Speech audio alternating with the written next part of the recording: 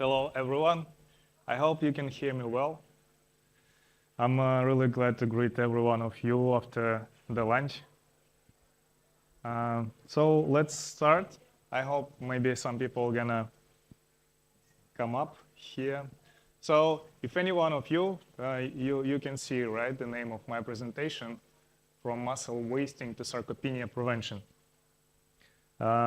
So you can guess I'm gonna talk kind of about the history which the sarcopenia is what it was termed previously and what is it used for right now, like the whole history, but actually the timing will be just in one slide. And since you all know already me from yesterday, I hope,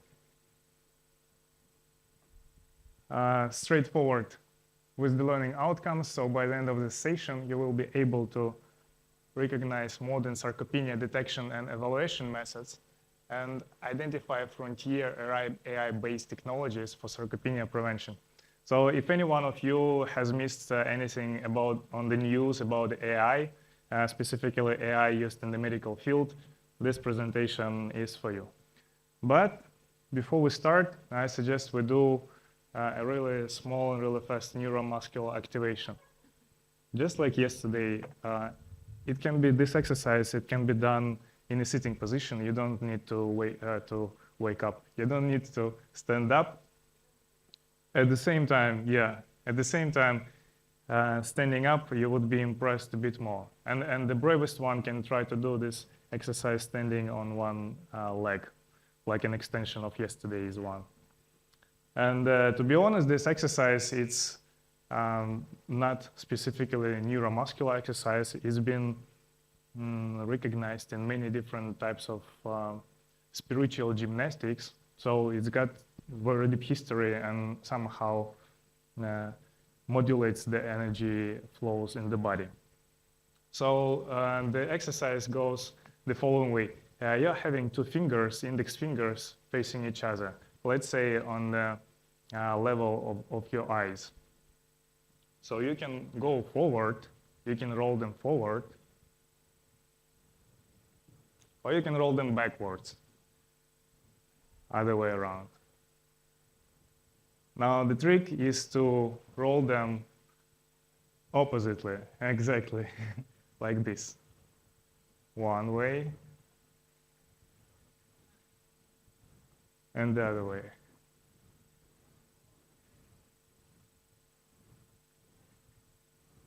If it is difficult, it's okay. Like you have to be really concentrated. You really have to try it very slowly initially. But nevertheless, by the end of the lecture, I will give you out some kind of a mind trick, some kind of a hint, the way how drummers are able to teach themselves to play some polyrhythms. So when they play different rhythm with different limbs, there is a small secret that actually helps to perform this one exercise as well. So by the end of the lecture, you will know one. But for now, let's continue with the lecture. And this is the history of cachexia as a phenomenon or as a term that is used nowadays in medicine. By ancient people was recognized just as natural aging. And there was no specific terminology, same as there was no specific treatment, modalities, or whatever, no recognition. And then till the start of the 20th century, it was wasting and cachexia, like disease-related muscle wasting. Still, cachexia is a term which is used. Muscle wasting, not that much. But only by 1989, cachexia was coined by Erwin Rosenberg as a condition that we know now. And now it's officially recognized condition, ICD-10 medical code M62.84 from 2016 is recognized as an official disease, hence it's eligible for insurance coverage. As you can see, 1 in 3 people over 65 is affected, 2 to 3 times increased mortality and annual healthcare cost, obviously. So in order to have that sarcopenia term to have like a common understanding what does it mean sarcopenia and what is not yet sarcopenia and what's going to become sarcopenia in 2010. And after that, in 2018, the European Consensus on Definition and Diagnosis report of the European Working Group on Sarcopenia in Older People.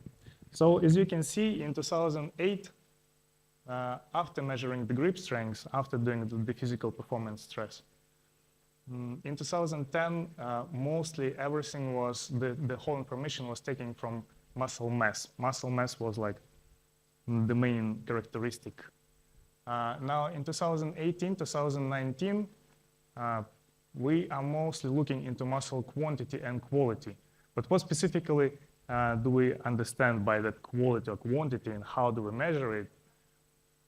Obviously, we measure it like a golden standard with dual energy X-ray, with bioelectric impedance analysis, with magnetic resonance imaging, and with ultrasound.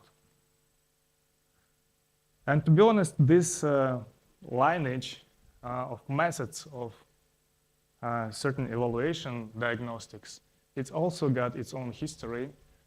So it started with anthropometric assessment, of course, in 1950s, then dual energy X-ray, and then bioelectric impedance, and then nowadays it's ultrasound, actually. So DEXA has been converted into ultrasound as a preferred method of evaluation, and then anthropometric to bioelectric impedance, which is much more precise and much more informative. At the same time, availability, like DEXA is available only in hospitals or clinics. At the same time, ultrasound can be a portable device. Nowadays, already there are probes that can transfer the image just to your tablet or to your phone. And talking about the ultrasound evaluation of the muscle mass, of the muscle quality, there is a really, really nice work by a project called SARCOS from Sarcopenia and Ultrasound. And in 2020, they had an update where they defined 39 different muscles with standardized protocols, like standardized measures.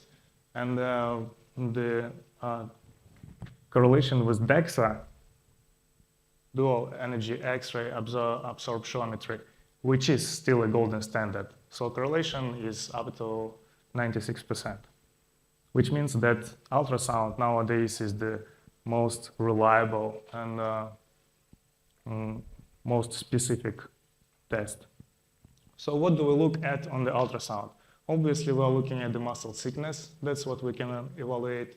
We are looking at the muscle cross-sectional area. Then we are putting the probe into longitudinal position, and we are checking the fascicle length as well as this pennation angle.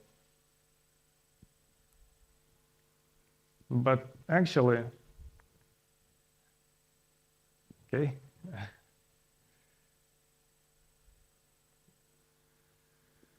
We are living in the era of AI.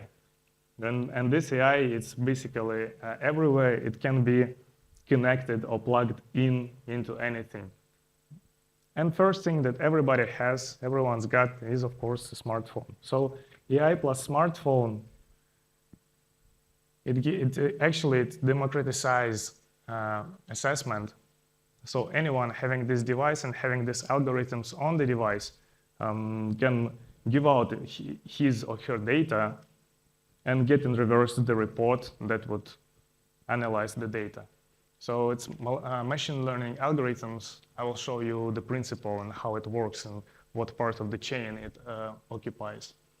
And smart devices apps, smart devices application. So smart devices application, this is not only about like the data collection or let's say data collection. When we are talking about the applications, and these are also some like diet advisors or trainers or companions, or it can be everyday report, everyday personal evaluation, like some companion that asks you questions and you are giving like your answers, right? The cost is quite affordable, accessibility global, and the personal care is like the key of this whole idea. So what can do smartphones? Specifically, what can do smartphones in terms of prediction of skeletal muscle mass? First of all, you can use smartphone as a scanner of the body. There is a technique called photogrammetry, when you take either video around the object, either a series of pictures around the object, and then putting these pictures through certain program. As the result, you get 3D model of this object that you have just scanned with the help of your camera, with the photo or video. So that's photogrammetry. And this data, this 3D model, can be analyzed by AI model, and certain predictions can be achieved as well. Next one, wearable integrations. One of the examples, just smart insoles. So it's the digital analysis of the gait in terms of how we contact with the floor, right? It's got very much promising data. The second one, IoT sensors. And again, I'm talking about just the vision. So picture to text recognition for those kind of models. Just looking at you, looking at the way how you walk, analyzing the picture from the video, machine learning is able to retrieve information and to do certain analysis with it. In China, for example, their surveillance TV, if you didn't know, it doesn't need face recognition anymore. They have developed algorithm which can recognize each person by the gait, by the way that person moves. Because actually every person's got its own personal thumbprint or the face, its own type of movement while walking. Everyone can be recognized by it because everyone's got his personal one. Yeah, so computer vision is very much developed already. On top of that, if you want really, really precise movement capture, you can use different types of sensors. And these sensors can be placed anywhere on the body, basically. But of course, there are certain points that can gather the most amount of information about the movement specifically, while maintaining the minimal amount of the sensors. And these types of sensors, they can be up to a form of a ring, for example, or some smart watches. And there are special algorithms that analyze the movements. And so you get the data, you get the mapping of the movements, and then you can analyze if there is any difference with the movements, let's say, a month ago or a year ago.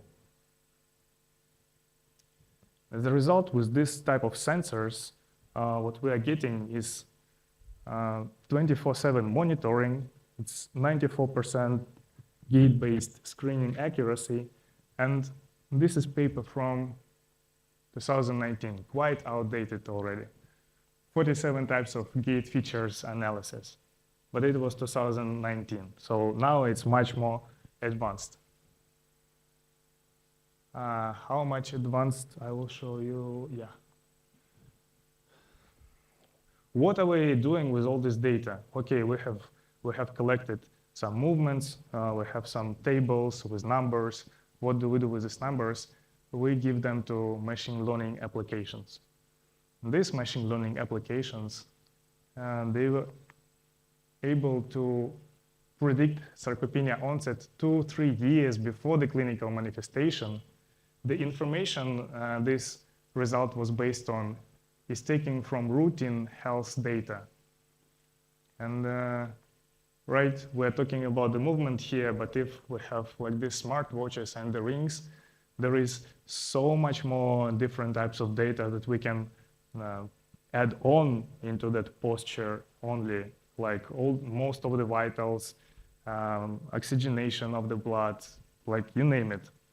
On top of that, you can add, some patches, and these patches, they would be taking a small sample of your blood every 5, every 10 hours. So up to you how deep you can go. But basically, you can put all different, you can put the whole laboratory on yourself in the micro form factor. And that laboratory would be monitoring your vitals, your biochemicals, whatever you want like 24/7. And so it depends on how much information you have about yourself in a structured manner that you can feed into the machine learning application. So 2023, 85 to 90% accuracy of these types of predictions.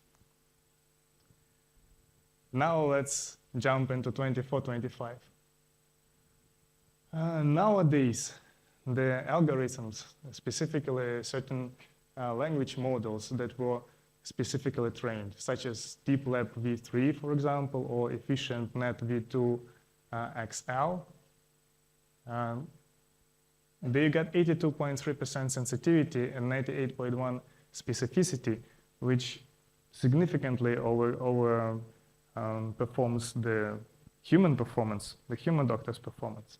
In terms of time, same, 0.18 seconds versus 5-6 minutes on average, like you need to study all the papers before giving out your opinion.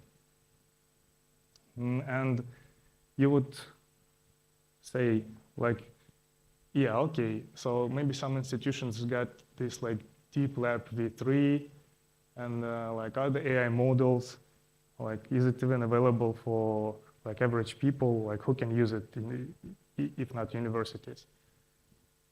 And actually from 2024, this is Google research, so all of this is opened stuff. The Google did release a model, it's called MedGemini. Also, another series of their models is called MedGemma.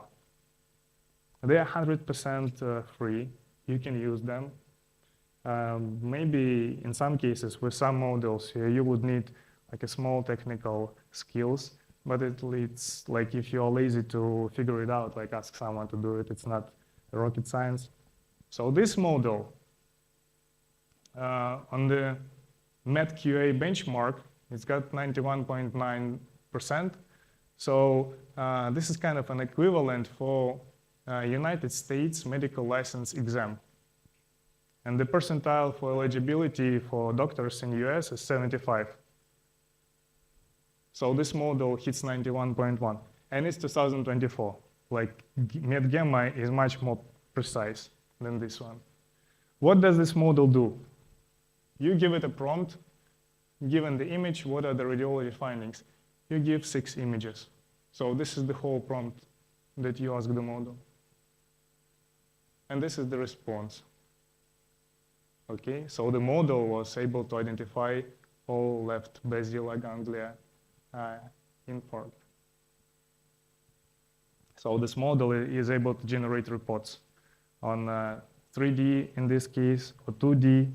It recognizes many types of pathologies that usual like radiologists could easily miss.